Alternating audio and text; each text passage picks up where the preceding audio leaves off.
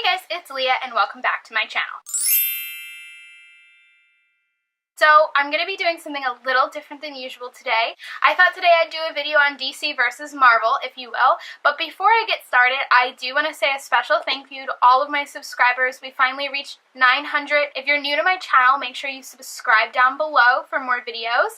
I do post weekly, but yeah, thank you guys so much for 900 subscribers. It means so much to me, and let's get to 1,000. So if you'd like to help me get to 1,000 subscribers, make sure you subscribe down below. So today's video is going to be on DC versus Marvel. I noticed that whenever I do videos or reactions on DC, and I make certain comments about the DCEU, and even in Fandom Fridays, I get a lot of people commenting like, oh, everybody's like, oh, DC's too dark, and then DC does something funny, and then, oh, DC's too copying off of Marvel, and blah, blah, blah.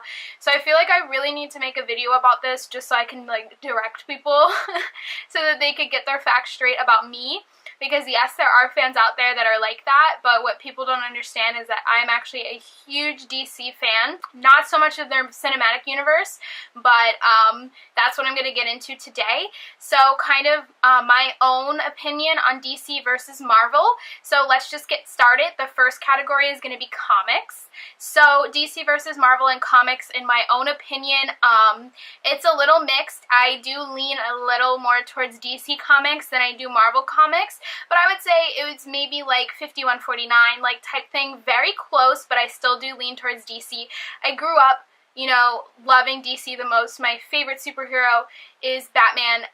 So, I mean, closely followed by Spider-Man. So there you see it. There's like the Marvel versus DC already ever since I was very young.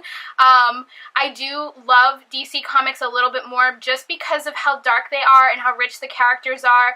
DC tends to focus more a lot of times on characters that are superhuman, and Marvel, while I really like their relatability on screen, in the comics, like, they're more towards the humanity. Like, your average person, you know, gets superpowers type thing, where DC is a little different in that category. And I know a lot of people are going to come at me and be like, oh, well, Thor. Well, Thor was sent to Earth by Odin to learn about humanity, so it still kind of follows that theme. So then if we want to move into animated series, I definitely DC all the way. DC takes home the crown for me with anything animated. I absolutely love all their animated series and shows and things like that. So to me, DC takes the crown for both comics and animated. I mean, I do love Marvel in that aspect, but I still think that DC is definitely ruling.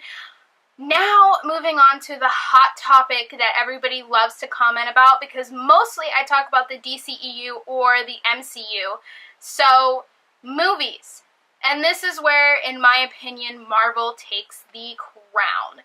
So, you know, Marvel and DC have a lot of similarities. They obviously both have very different tones. And the reason why I'm not a big fan right now of the DCEU, because they haven't gotten their stuff together.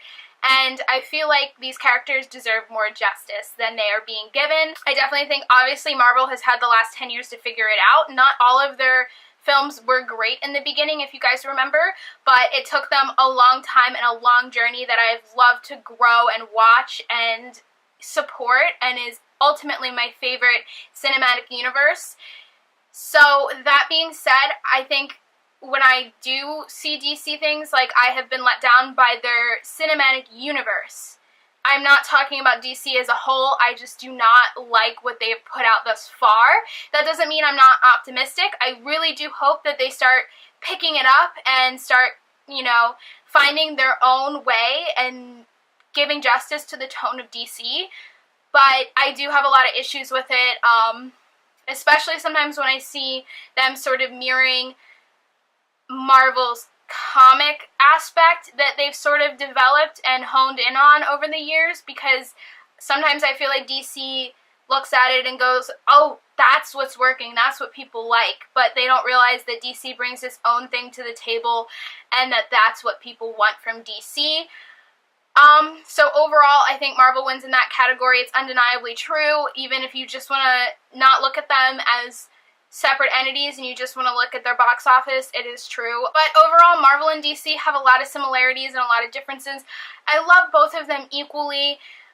Even if you want to get into similarities and differences, we got Deadpool and Deathstroke, we got Justice League, and we got the Avengers. It's just uncanny, and a lot of times when we go back into comic history, it is a lot of rivalry, and one comes out 2 months and then, you know, the other one comes out with another similar idea and competing.